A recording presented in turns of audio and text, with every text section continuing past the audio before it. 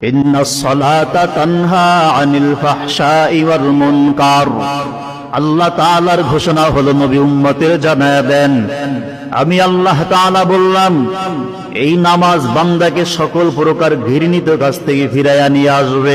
শুধু তাই না, বান্দা জাহান্নামী বান্দাটাকেও নামাজ জান্নাতি বানায়া দিতে পারে।